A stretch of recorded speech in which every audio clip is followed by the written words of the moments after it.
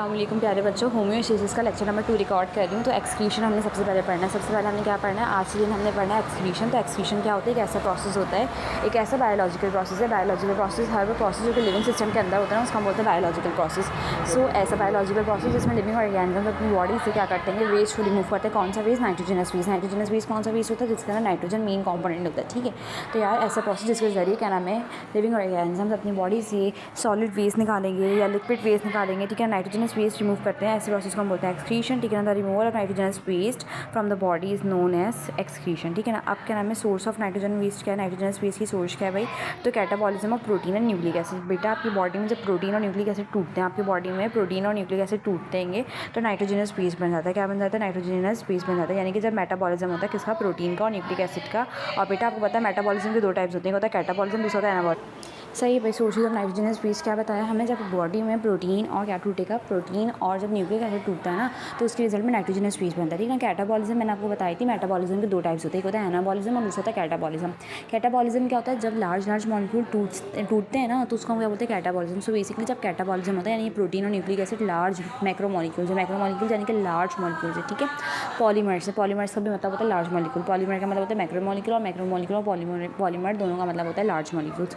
So protein और nucleic acid क्या है, लार्ज बायोलॉजिकल मॉलिक्यूल्स। अभी बायोलॉजिकल मॉलिक्यूल इसलिए बोले क्योंकि लिविंग सेल में पाए जाएंगे। ठीक है ना, मतलब हमारी बॉडी में पाए जाते हैं, लिविंग सिस्टम में पाए जाते हैं, इसलिए मैंने इनको क्या बोला, बायोलॉजिकल मॉलिक्यूल्स बोला है। और बायोमॉलिक्यूल्स भी बोलते हैं। अगर फर्स्ट ईयर के सॉरी क्या, हाँ फर्स्ट ईयर में आप लोग ने बायोलॉजिकल मॉलिक्यूल्स का चैप्टर पढ़ तो लिया बायोमॉलिक्यूल्स का, तो आपको पता है कि प्रोटीन और न्यूक्लिक एसिड कहाँ होता है, हमारी बॉडी के अंदर होता है। तो इनका कैटाबॉलिज्म जब होता है तो नाइट्रोजनस बेस बनता है। ठीक है, अच्छा भाई, उसके बाद जब प्रोटीन टूटता है तो क्या बनता है, अमोनिया और यूरिया। जब प्रोटीन आपकी बॉडी में टूटेगा तो क्या बनेगा, अमोनिया और यूरिया। जब न्यूक्लिक एसिड टूटेगा तो क्या बनेगा, अमोनिया बनेगा, यूरिया बनेगा, यूरिक एसिड बनेगा। ठीक है, यूरिक एसिड बनेगा। ठीक है ना, और क्या बनेगा, ज़ैंथाइन बनेगा। क्या बनेगा, ज़ैंथाइन बनेगा। ठीक है ना, और क्या नाम है, और क्या बनेगा, और बनेगा हाइपोज़ैंथाइन। ठीक है ना, और इसके अलावा एलेंटोइन भी बनेगा। मेरा बेटा आपने इतने सारे मुश्किल नाम याद नहीं रखने, बस आपने 3 नाम याद रखने। कितने? 3 नाम। अच्छा, कौन से? प्रोटीन जब टूटेगा तो अमोनिया और यूरिया बनेगा। प्रोटीन जब टूटेगा तो अमोनिया और यूरिया बनेगा। अमोनिया यूरिया क्या है, नाइट्रोजनस बेस। मैंने अभी बताया जब कैटाबॉलिज्म होगा प्रोटीन और न्यूक्लिक एसिड का तो नाइट्रोजनस बेस बनेंगे। तो कौन कौन से नाइट्रोजनस बेस बनेंगे, जब प्रोटीन टूटेगा तो अमोनिया और यूरिया बनेगा, जब न्यूक्लिक एसिड टूटेगा तो अमोनिया, यूरिया, यूरिक एसिड बनेगा। बस इतने याद कर लो। ये ज़ैंथाइन वगैरह, ये ज़ैंथीन वगैरह जो भी हैं इन सबको छोड़ो, ये आपके क्या नाम है सिलेबस में नहीं है, एसटीपी में नहीं है। ठीक है, अच्छा भाई, उसके बाद क्या है, प्रोटीन और न्यूक्लिक एसिड जब टूटते हैं ये क्या है, हैवी अमाउंट, सही ना, हैवी अमाउंट में जब ये कैटाबोलाइज होते हैं। ठीक है ना, तो फिर क्या होता है, हमारे पास नाइट्रोजन बेस आते हैं which is urea, uric acid and ammonia. ठीक है ना, प्रोटीन एंड न्यूक्लिक एसिड जब लॉ अमाउंट में कैटाबोलाइज होंगे, ठीक है, मतलब कि ज़्यादा नहीं टूटेंगे, ठीक है, थोड़ा थोड़ा टूटेंगे, तो फिर क्या बनेगा, आपके पास बनेगा क्रिएटाइन और टिमाओ क्या है, ट्राईमिथाइल अमाइनो एसिड। क्या कहा, जब प्रोटीन और न्यूक्लिक एसिड को हम कंप्लीटली तोड़ते हैं, क्या करेंगे, कंप्लीटली कैटाबोलाइज कर देंगे, कंप्लीटली चकना चूर कर देंगे, तो क्या बनेगा, यूरिया, यूरिक एसिड और अमोनिया।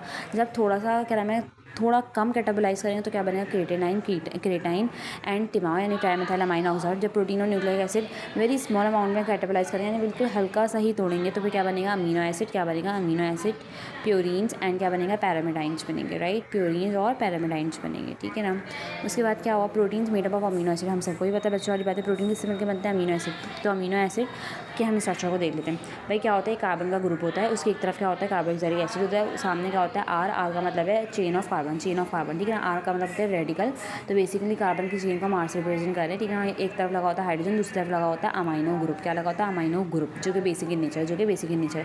और आपको नजर आ रहा है COH है, कार्बोक्सिलिक एसिड ग्रुप, जो कि एसिडिक इन नेचर है। ठीक है, बात समझ में आएगा। NH2 क्या है, अमाइनो ग्रुप। क्या है ये, अमाइनो ग्रुप है, जो कि बेसिक इन नेचर है। ठीक है, और COOH कार्बोक्सिलिक एसिड ग्रुप, जो कि एसिडिक इन नेचर है। ठीक है, अच्छा भाई, अब न्यूक्लिक एसिड में आर नहीं बन सकता और डी नहीं बन सकता। मेड अप ऑफ आपको पता है भाई, इसके 3 मेन कंपोनेंट होते हैं। एक तो डीऑक्सीराइबोस शुगर, ठीक है ना, अगर डी है तो डीऑक्सीराइबोस शुगर होगा। ठीक है ना, और अगर क्या नाम है आर तो राइबोस शुगर होगा। ठीक है, और एक फॉस्फेट ग्रुप होता है और नाइट्रोजनस बेसिस होते हैं। आपको पता है DNA के नाइट्रोजनस बेसिस और RNA के नाइट्रोजनस बेसिस में स्लाइटली डिफरेंस है, राइट ना।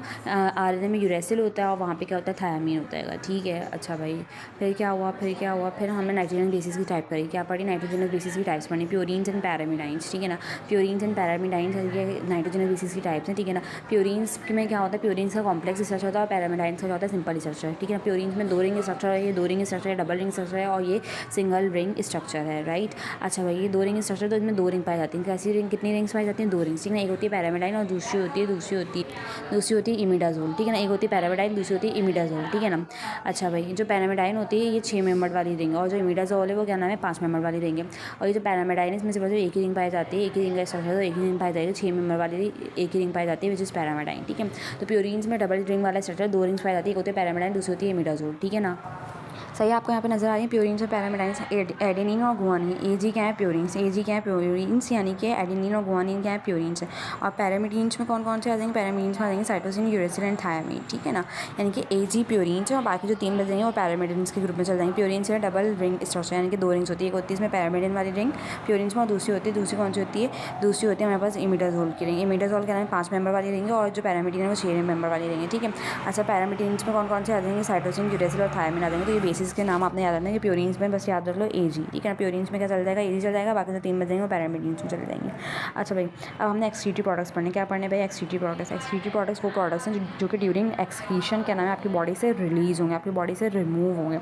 सबसे पहले आ जाता है अमोनिया। सबसे पहले क्या आता है अमोनिया। अमोनिया क्या है, टॉक्सिक गैस। अमोनिया क्या है, गैस है। अमोनिया क्या है, गैस है जो कि हाईली टॉक्सिक है। अमोनिया क्या है, गैस है जो कि हाईली टॉक्सिक है। Must be dissolve in water. देखो ये बहुत ज़्यादा जहरीली गैस है, तो इसके जहरीलेपने को कम करने के लिए हमें लाजमी वाटर में इसको डिजॉल्व करना पड़ेगा to become it less toxic, ठीक है ना। मतलब 1 ग्राम ऑफ अमोनिया में आपको 500 ml वाटर डालना पड़ेगा। 1 ग्राम ऑफ अमोनिया में 500 ml वाटर डालना पड़ेगा, ठीक है। ये बेसिक होती है, ठीक है, ये बेसिक होती है, यानी कि 7 से ऊपर इसका pH आता है, ठीक है ना। मतलब मैंने आपको क्या बताया, ये बेसिक होती है, बेसिक इन नेचर है, बेसिक इन नेचर है, ठीक है। अच्छा भाई, फिर क्या लिखा हुआ है भाई, 1 लाख टाइम्स, 1 लाख टाइम्स ये मोर टॉक्सिक है यूरिया के मुकाबले में 1 लाख गुना टॉक्सिक है। सबसे ज़्यादा टॉक्सिक जो एक्सक्रीटरी प्रोडक्ट है वो अमोनिया। अमोनिया बहुत टॉक्सिक होता है, बहुत टॉक्सिक। हाइपरटोनिक एनवायरनमेंट, यानी कि यार जो फ्रेश वाटर में रहने वाले जानदार है ना, वो क्या नाम है अमोनिया को रिलीज़ करते हैं, ठीक है ना। एज ए एक्सक्रीटरी प्रोडक्ट वो अमोनिया को रिलीज़ करते हैं जो कि हाइपरटोनिक एनवायरनमेंट में रहते हैं। हाइपरटोनिक एनवायरनमेंट यानी कि फ्रेश वाटर में जो जानदार रहते हैं वो।